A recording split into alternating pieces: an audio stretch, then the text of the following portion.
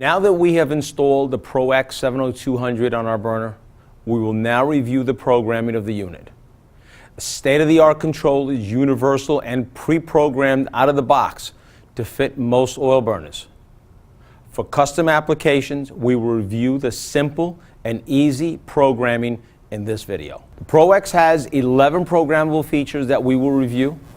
A chart of these features can be found in the installation and operation manual. You will note the default settings are shaded.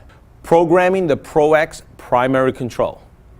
To enter the programming mode, simultaneously press and hold the up and forward arrow buttons for 3 seconds. Once you're in the programming mode, the display will show on-screen instructions on how to exit the program mode. To view the current settings, once in programming mode, use the forward arrow / enter button to scroll through all the options. The control will display the current setting for each option.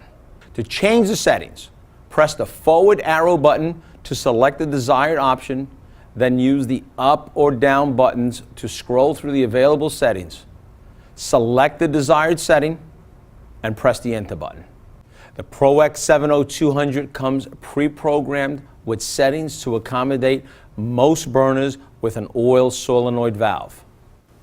Using the play bar below, fast forward to the section on the header above that interests you. The valve delay on setting refers to the time period the motor and igniter are on prior to trial for ignition. Some people refer to this as pre-purge. The default setting is 30 seconds. The trial for ignition, referred to as TFI, or the safety timing, is the burner flame establishing period. The default setting is 15 seconds. Do not use 45-second trial for ignition for oil burners with a firing rate of 3 gallons per hour or greater.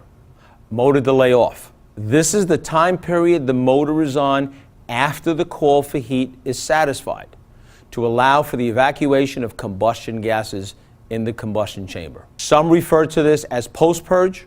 Motor delay off is factory default to 30 seconds. Programmable motor delay off is very useful when replacing primaries on direct vent applications that most often have extended post-purge cycles. Flame stabilization is the time period after TFI that the igniter remains on. Here you can add additional spark time, pretty useful if you have a cold oil situation with an outside oil tank. Additional spark time will help with the flame retention at startup and prevent nuisance shutdowns. It's important to note that this is not an extension of TFI. You're only adding more time to the igniter cycle. Next we have ignition type. There are 2 options: interrupted duty and smart intermittent. In interrupted duty mode, the spark is turned off after TFI or flame stabilization. For smart intermittent, in the event that the flame is lost at any time after the trial for ignition period, the control will immediately shut down and recycle within 60 seconds. Following this recycle, the control will operate in intermittent duty, constant ignition, for 10 cycles. The factory default for ignition type is interrupted. The next programmable feature is TT jumpered, which allows T1 and T2 to be jumpered by the software program without a physical jumper. The default for this option is set to no. Next is the vent input option. This is used to detect a block vent.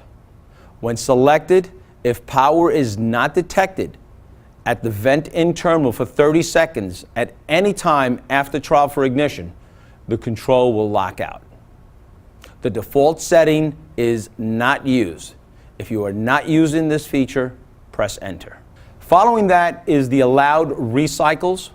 This is the number of recycles allowed during any single call for heat prior to lockout.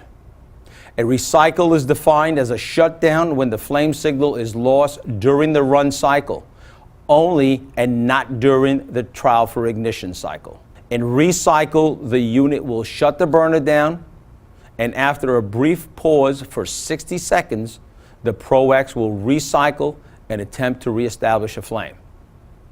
The default allowed recycles is set at 3. Press Enter to advance. The baseline reset option allows you to reset the baseline statistics used by the fault history.